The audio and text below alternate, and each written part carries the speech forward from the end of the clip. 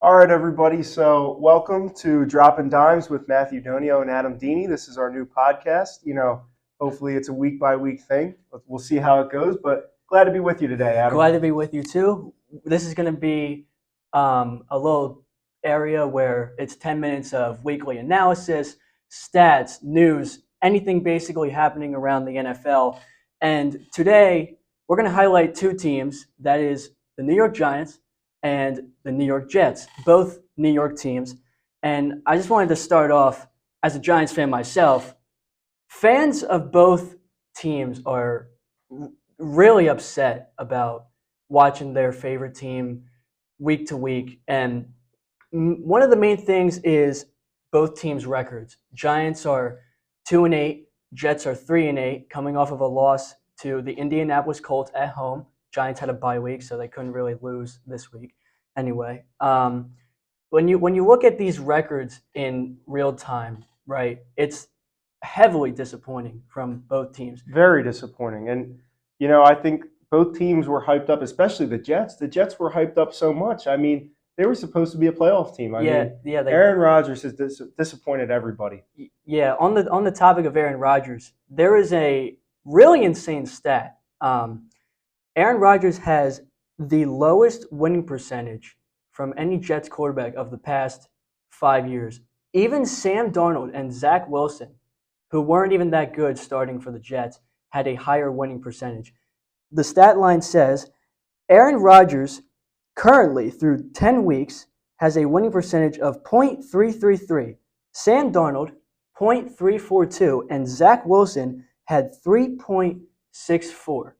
That is absolutely just terrible. Disgusting. That is terrible. Disgusting football being played in New York. That is terrible. On the topic of disgusting football, let's talk about the Giants a little bit now. And we just got some news this weekend that Daniel Jones is being benched. I mean, what do you think about that, Adam? That is an incredible thing. I think it was needed for the Giants organization. Even while Daniel Jones was playing, the team still wasn't up to performance. And the fact that they're benching him with the risk of him potentially getting injured, and they still have to pay him his money, which is highway robbery, by the way. Absolutely. You can't have a starting quarterback get injured, so benching him is the way to go. They're playing Tommy DeVito this week. Tommy DeVito, he's my guy. Tommy Cutlets. They're playing him this week. I'm glad they made the right choice there. I think between him and Drew Lock, the season's already done. You're not making the playoffs. Give the fans something to look forward to. A little, I don't know. Yeah. Let them redeem themselves. Yeah, exactly. A little bit. Give the fans something fun. On the topic of the fans and whatnot, a lot of people were saying that they're going with Tommy DeVito because it's their least chance of winning. I don't think that's true because you still have to try and win in the NFL. You do, or else you remember what happened. I think with the Dolphins, they lost their first round pick because they were throwing games. I mean, you can't do it. You can't. It's literally impossible to tank a season without it having being the most obvious thing in the world. Yeah, you got to try and win football games in a professional league like this one. And not only do I think it's going to give the Giants the highest possible chance of winning some games from here on out, but you saw last year, Tommy DeVito made an incredible thing out of his 15 minutes of fame, as they call it. And he made it exciting. Right? Yeah, exactly. Exciting. I mean, the guy was popular. I mean, that's what you want above anything else. You want it to be fun because you could win games all you want, but you want it to be fun. Exactly. I guarantee that without Tommy DeVito going in and beating the Patriots, the Commanders, and the Packers for 3 straight weeks, that the Giants wouldn't have gotten that record last year, I don't think. Not to mention, but for those 3 weeks, Tommy DeVito became a New Jersey legend. He did. Everybody in the world around New Jersey was talking about Tommy DeVito. He's got Giants fans throwing the Italian symbol all throughout the stands, and the fans loved him for it. I mean, I'm not a Giants fan by any means, but I was rooting for Tommy DeVito. I mean, how could you not root for Tommy Cutlets? Exactly. I'm going to be doing it again this time. It's impossible not to like a guy like that, and the fact that they're rolling with him for this week, I don't know if they're going to play him from here on out, but the fact that they're rolling with him this week makes me really excited as a fan.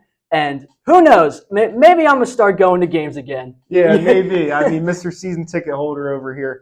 Yeah. But we got to talk about the Jets because their season was bad already, but it got worse when they fired their head coach in the middle of the season. Yeah, that's not a great thing. No matter how bad your head coach is at their job, you can't fire them because not during the middle of the season. No, it's pathetic. I mean, even with head coaches, offensive coordinators, anybody, you can't fire them in the middle of the season. You saw it last year with take the Philadelphia Eagles for example.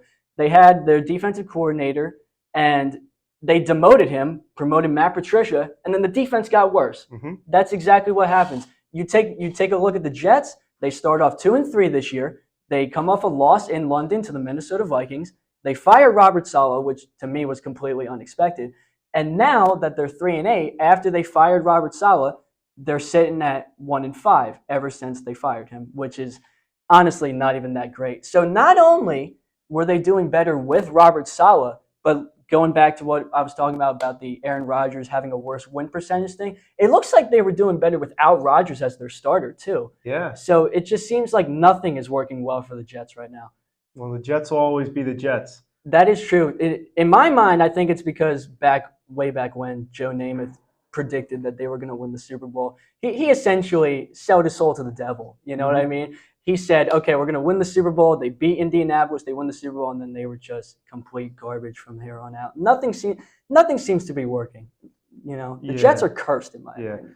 So one last thing before we go. I mean, let's talk about how bad the owners of both teams have been. I mean, in making terrible decisions with, just everything. These are absolutely trash decisions. I wanted to highlight John Mara, the owner of the New York Giants, first off. He, in my opinion, is the main reason why the Giants have stuck with Daniel Jones up to this point. Back in 2019, when the Giants had the 6th overall pick, John Mara told the Giants general manager at the time, Dave Gettleman, hey, we believe in this guy. You got to take him. They took him number 6 overall, received backlash. I mean, that was expected. Why would you take Daniel Jones that high in the draft?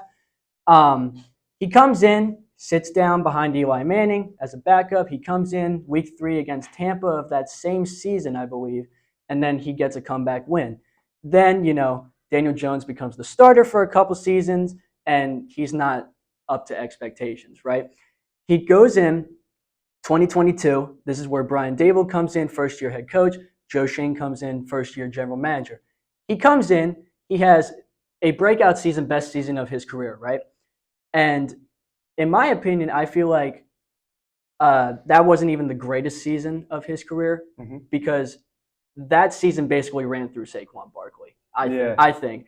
And do you think the Giants made a huge mistake getting rid of Saquon? I feel like they did. There's multiple things about that. Now, the reason why they had to get rid of him is because after that 2022 campaign, John Mara basically told Joe Schoen, you got to pay Daniel Jones his money, right? So people take a look at, the fact Daniel Jones gets paid $40 million and they're like, oh, it's an overpay, right? Yeah. Because it is. But back at that time, Daniel Jones had, his agent that was, telling the Giants you got to pay him $30 to $35 million, right? Which is more reasonable. Yeah. But like a day or 2 days before he got that contract, he got a new agent, and that agent was telling the Giants to pay him closer to $45 to $48 million, which is an even bigger of a stretch. Yeah. So technically, paying him $40 million was an underpay. It's still an overpay, considering that he doesn't deserve $40 million per season. But considering the fact that he was, telling to get paid $45 to $48 million, it's an underpay. And another thing I feel like that not a lot of people look at is that after this season, the Giants have an opt-out of that deal. So essentially, because Daniel Jones might not be playing up to standard, they can opt out of his contract, essentially paying him half the money. That's why they're benching him, because if he gets injured, then they can't opt out of that deal, and they have to continue paying him for those next 2 seasons. And I know for a fact the Giants don't want that. I know for a fact they do not. even though Joe Shane has come out saying, I believe in Daniel Jones as our starting quarterback. I mean, nobody believes in Daniel Jones. I don't believe in him. You can see it during Hard Knocks. He's not an elite quarterback. He's not. He doesn't have what it takes.